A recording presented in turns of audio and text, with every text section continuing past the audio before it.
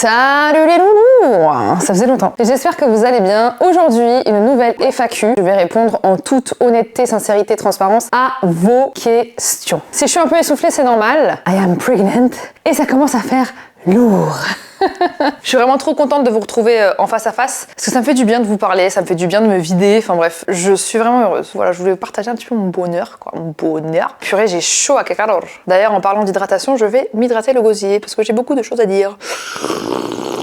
Première question qui est: comment vis-tu cette deuxième grossesse ayant déjà un grand bébé? Vis un petit peu comme la première en réalité, puisque ma première grossesse a été une grossesse qui était semi-surprise dans la mesure où, comme je vous en avais déjà parlé avec Raph, on voulait avoir un enfant. Moi, j'ai pas de moyen de contraception, donc du coup, on se disait il arrivera quand il arrivera et on se mettait pas de pression par rapport à ça. Et donc du coup, le premier est arrivé comme ça et le deuxième, du coup, la deuxième grossesse aussi est arrivée de la même manière. Ça fait toujours un effet surprise, mais en même temps, on savait aussi à quoi s'attendre. Moi, je suis très heureuse de vivre cette grossesse. C'est différent sur pas mal d'aspects. Le ventre n'est pas le même. J'avais un ventre beaucoup plus petit pendant ma première grossesse. Là, honnêtement, c'est super difficile parce que le ventre sort directement, donc vous les cachez pendant vraiment plusieurs mois. Et c'était très compliqué pour moi quand j'étais en vacances, en maillot de bain, etc. et tout. Et j'ai toujours rencontré des personnes super bienveillantes qui voyaient que j'étais enceinte, mais qui n'ont pas fait de photos ou de vidéos autres. Et franchement, je suis trop contente d'avoir vraiment des gens qui sont matures, qui me suivent et qui savent très bien que je suis très pudique par rapport à certains sujets et que je fais très attention aussi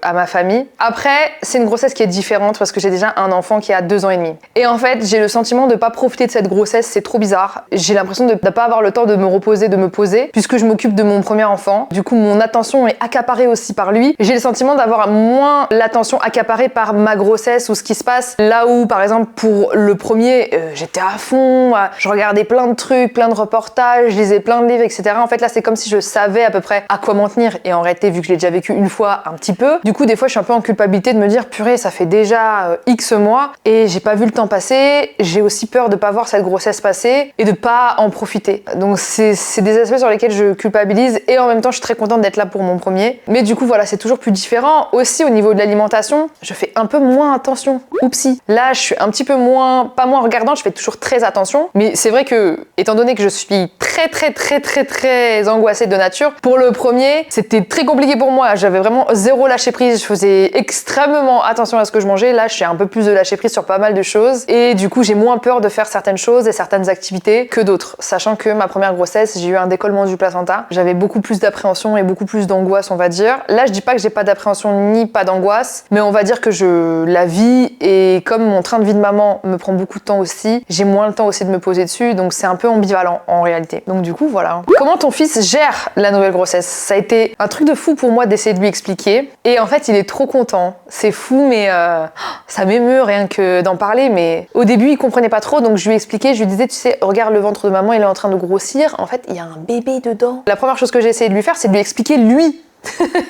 Comment il était et qu'il était dans mon ventre. Et donc du coup, je lui montrais des photos de moi avant, quand je le portais dans mon ventre, et quand il est sorti et qu'il était tout bébé, et je lui disais, mais tu sais, en fait, t'étais dans mon ventre. Et donc du coup, là, ça recommence. Donc là, il y a un bébé dans mon ventre, il est là et il va sortir comme toi, etc.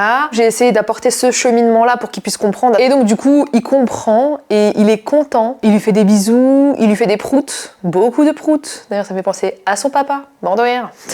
Après, j'appréhende bien évidemment de comment ça va se passer à deux. Ça, c'est un petit peu mon angoisse. J'espère être toujours là, autant pour lui, même si je sais que ça va être très compliqué, mais je vais me donner au maximum. Mais quand on est maman, on relève tous les défis au monde quand on aime ses enfants. Il le gère plutôt bien, en tout cas pour le moment, et je suis très contente. Et voilà. Prochaine question. Est-ce que c'est une fille ou un garçon? Est-ce que c'est un bébé 2024 ou 2025? Alors, écoutez, au départ, je me suis dit, je ne veux pas savoir son sexe, j'aimerais faire une baby shower. Je l'ai pas fait avec mon premier, du coup. Je me suis dit, bon, on va le faire, etc. Mais en réalité, je me suis dit que j'avais vraiment envie de savoir et de connaître son sexe. Donc du coup, dès que j'ai eu l'opportunité de le faire, je l'ai fait. Donc je sais le sexe du baby. Et je me dis, bon, j'aimerais bien faire une petite fête un peu sympa entre vraiment famille pour pouvoir justement fêter l'arrivée de cet enfant, Inch'Allah, comme on dit. J'avais aussi une autre question qui me dit, est-ce que tu nous le diras? Alors, je ne sais pas et je ne pense pas parce que je me dis que je l'ai pas fait pendant ma première grossesse. Je l'ai révélé une fois que mon fils est né et du coup, là, en tout cas pour le moment, je me sens pas prête à. Enfin, vous commencez à me connaître. C'est vrai que j'ai un peu ma sphère privée, ma bulle qui me fait énormément de bien et dont j'ai besoin. Et donc du coup, c'est vrai que tout ce que je vous partage, c'est avec énormément d'amour et pas par contrainte. Du coup, si je me sens prête, je pense que je le partagerai avec vous. Mais dans le cas contraire, je garderai ce petit jardin secret pour moi, en tout cas pour le moment. Et 2024 ou 2025, I don't know. J'espère 2025, 2024 en tout cas, on verra. C'est l'enfant qui décide. Encore une fois, donc je ne peux pas vous donner de certitude par rapport non plus à ça. Ensuite, est-ce que toi tu aimerais plus avoir un garçon ou une fille? Alors au départ, forcément, on se dit ah, on a un garçon, on aimerait bien avoir une fille. Et au fur et à mesure du temps, je me suis dit que je m'en fiche, puisque bon, je suis assez croyante et je me dis que c'est l'enfant qui décide. Et pour moi, c'est même l'enfant qui décide de venir dans sa famille. Donc que ce soit un garçon ou une fille, ça m'est égal tant que l'enfant est en bonne santé et tant que tout se passe bien. Pour moi, c'est vraiment le plus important et si ça se passe comme ça, c'est que ça devait se passer comme ça. Donc si c'est une fille, c'est tant mieux.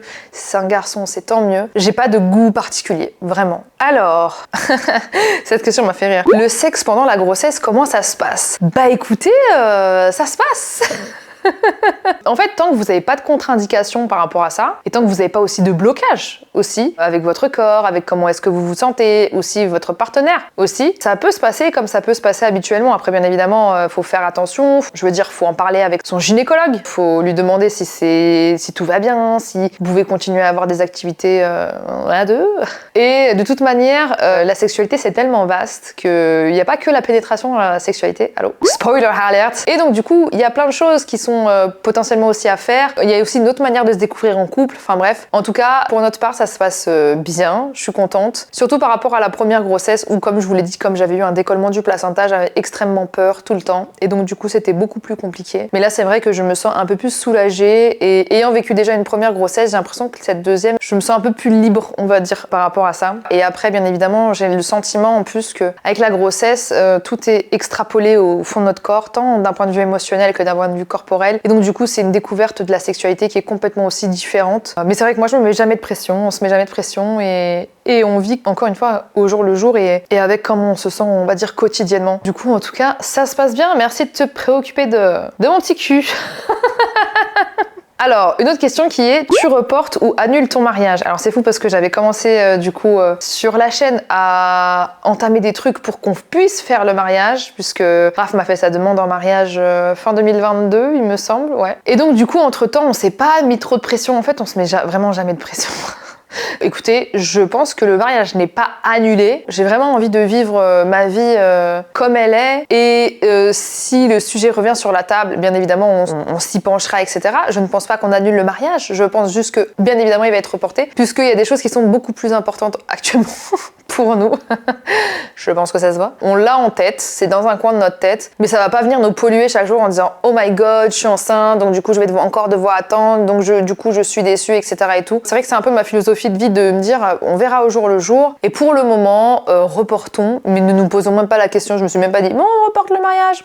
Pour moi, ça avait du sens de me dire qu'il y avait des choses qui étaient beaucoup plus importantes en ce moment. Prochaine question qui est cette question m'a fait un peu rire et en fait je me suis dit elle est un peu vraie aussi. Comment gères-tu la jalousie que tu peux ressentir envers d'autres influenceurs? Je la trouve intelligente et à la fois j'ai pas le sentiment de me sentir vraiment concernée par la jalousie en soi, mais je vois ce que cette personne veut essayer de dire. Les réseaux sociaux c'est extrêmement compliqué, il y a énormément de créateurs de contenu et de créatrices de contenu et je trouve ça vraiment génial parce que ça propose un large choix pour une large partie aussi des gens qui peuvent regarder et des fois quand toi, et j'en ai déjà parlé dans plein de vidéos, quand toi t'as l'impression de ne pas faire grand chose, tu peux ressentir une espèce de frustration, une espèce de comparaison plus que d'une espèce de jalousie parce que pour moi la jalousie c'est vouloir absolument quelque chose à la place de quelqu'un et vouloir limite lui enlever. Et loin de là, peut-être que c'est la maturité qui me fait me rendre compte que ce qu'on voit sur les réseaux sociaux, je pense que vous le savez, c'est pas on peut vous montrer tout ce qu'on veut et ça c'est un fait. Je me dis oh la chance elle fait ci, oh la chance elle fait ça. Ça peut traverser notre esprit bien évidemment, mais en fait je me dis ça se trouve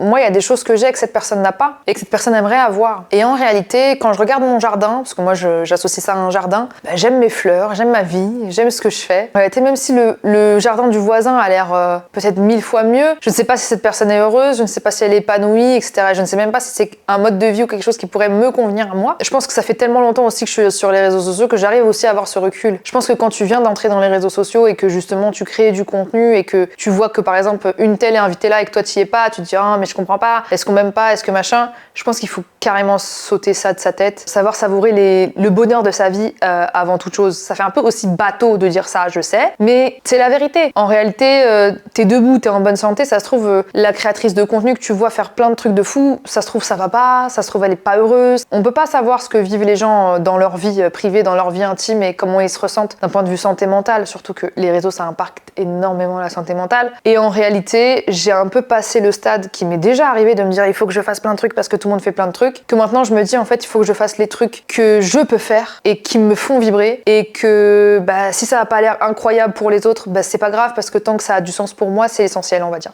Il y a quelqu'un qui m'a posé est-ce que tu es toujours amie avec Coralie? Alors oui les loulous, hein. Bien sûr que je suis toujours amie avec Coralie, on se parle assez souvent. En fait, il y a un truc aussi qui me fait beaucoup rire sur les réseaux sociaux, c'est que quand vous voyez plus un créateur de contenu avec une personne, vous avez le sentiment qu'elles sont plus amies. Quand vous voyez une créatrice de contenu avec une autre créatrice de contenu, même si elles se croisent, même si elles se voient ou quoi que ce soit, vous avez l'impression que c'est les BFF du monde, alors que pas du tout. Faut savoir une chose, c'est que le contenu qu'on produit, etc., certes il est spontané, certes on a envie de le faire avec le cœur, mais des fois il y a aussi du professionnalisme, où on se retrouve aux mêmes événements, on se retrouve aux mêmes endroits, on se retrouve aux mêmes choses avec les mêmes personnes, et les gens ont l'impression tout de suite de faire des similitudes, alors que bah, t'as le droit de bien t'entendre avec ton collègue Bertrand, de faire des friki-kracha à la machine à café, mais c'est pas avec lui que tu partiras en vacances à la Baule par exemple, tu vois, ou à qui tu raconteras ta vie. Et inversement, tu peux avoir vraiment une relation amicale avec quelqu'un et qu'elle ne se voit pas aux yeux du public en réalité, et que t'es pas obligé de prouver, de montrer que t'es tout le temps avec quelqu'un pour montrer que t'es amie avec cette personne-là. Et Coralie, elle habite très loin, elle a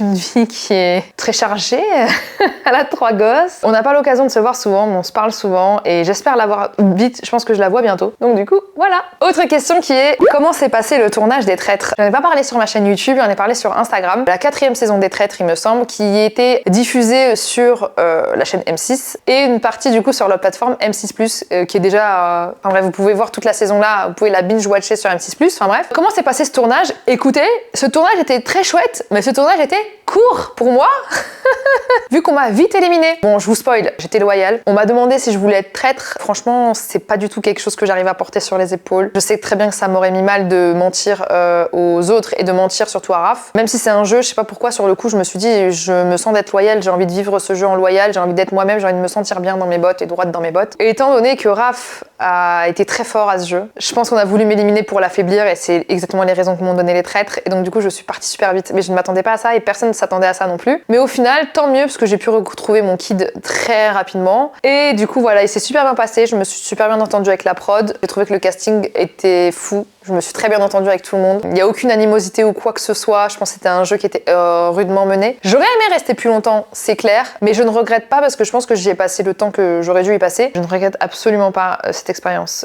télé. Autre question qui est, as-tu voulu tout quitter à force d'être critiqué sur les réseaux? Alors ça, je pense que c'est une question que beaucoup de créateurs de contenu doivent se poser. Forcément, plus t'as du succès, plus il y a des gens qui t'aiment et puis il y a des gens qui t'aiment pas et qui te critiquent, etc. et tout. Et plus t'as de succès, plus t'es visible, plus t'es critiqué. As-tu déjà voulu tout quitter? Je vais répondre honnêtement. Je pense qu'il y a peut-être plusieurs années, probablement, je dirais même il y a peut-être 7 ans, j'y ai peut-être pensé. Mais en réalité, je me disais que si je l'ai pas fait, du coup, je suis encore là, c'est qu'au final, je ne l'ai pas fait. Pourquoi? Parce que j'estime que je suis à ma place et en plus de ça, que je travaille dur aussi. En réalité, tout ce que je fais, ça a du sens pour moi. Être sur les réseaux, pour moi, c'est une notion de partage et surtout, je sais le bien que je fais à tellement de personnes sur les réseaux sociaux que du coup, ça surpasse toutes les critiques que je peux entendre et surtout, au-delà de ça, ce que les gens ont envie de critiquer de moi ou autre, honnêtement, ça me regarde pas. Puisque, en réalité, moi, je suis moi et et je sais qui je suis. Et donc du coup, peu importe ce que tu vas faire dans ta vie, en fait, tu vas être amené à être critiqué. À partir de ce moment-là, je n'ai pas envie de pas être épanouie dans ce que je fais juste parce que je me fais critiquer. Et aussi,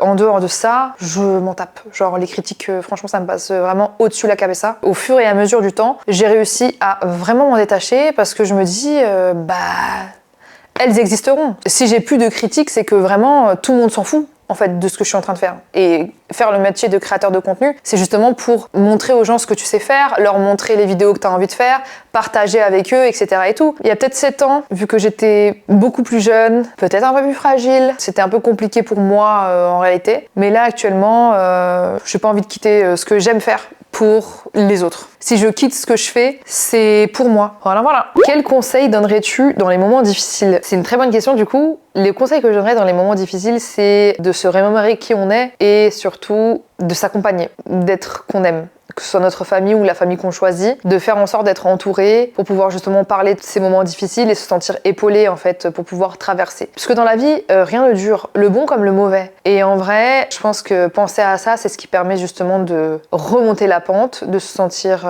mieux et bien et justement de se dire que de toute manière, la vérité finirait toujours par triompher au final. Après la pluie vient le beau temps. Alors c'est bizarre de dire ça, mais c'est vrai. Surtout aussi avoir un suivi psy, je trouve que c'est hyper important aussi. Il n'y a pas de honte à aller voir un psy, il n'y a pas de honte à parler de ce qu'on peut vivre. Je trouve que plus on en parle, mieux c'est. Beaucoup de personnes peuvent se sentir proches de nous aussi, pouvoir partager ces moments difficiles et pour qu'on puisse aussi se sentir moins seul, se dire oh, je ne suis pas la seule à vivre ce genre de choses-là, parce que se sentir seul dans les pires moments, il n'y a rien de pire et surtout il n'y a pas à avoir honte de traverser ces moments. Tout le monde vit des moments difficiles dans sa vie. C'est ce qui permet aussi de grandir, de t'améliorer. C'est ce qui te permet d'être meilleur, d'avancer, d'avoir encore plus les armes, de comprendre comment les choses se passent. Mais je pense que c'est ultra important de justement placer son bonheur dans des choses qui ne sont pas palpables et des choses qui resteront ancrées en toi et solides pour pouvoir faire en sorte que les choses t'atteignent, on va dire, le moins possible. Et si je pouvais justement sensibiliser autour de tout ça, pour moi c'est ultra aussi important de vous le partager. Donc du coup, voilà. Et pour finir, du coup, la question c'est comment tu vas en ce moment? Écoutez, c'est un peu bizarre de terminer ça, mais je trouve que c'est quand même super gentil de me poser la question. Ça fait plaisir de savoir qu'il y a des gens qui se préoccupent de ma santé mentale et je vous en remercie vraiment du plus profond de mon cœur. Écoute, ça va plutôt bien. Les choses les plus importantes de ma vie se portent bien et c'est l'essentiel en réalité. Je sais pas quoi dire d'autre hormis te dire que oui, ça va beaucoup mieux en tout cas. Merci beaucoup. En tout cas, j'espère que vous avez vraiment kiffé cette vidéo. Je vous avoue que ça me fait du bien de vous parler, ça m'a fait du bien de me vider. Puis je vous retrouve la semaine prochaine pour une toute nouvelle vidéo qui j'espère va vous plaire. Merci d'être là. Honnêtement, je vous jure, vous vous rendez pas compte à quel point vos messages, vos commentaires, votre amour à travers un écran me fait énormément plaisir. Vous vous rendez pas compte même des fois en une phrase que vous pouvez changer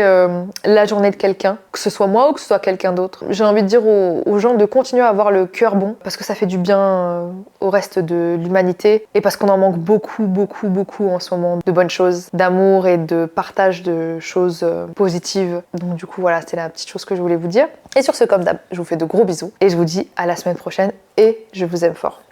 Bisous!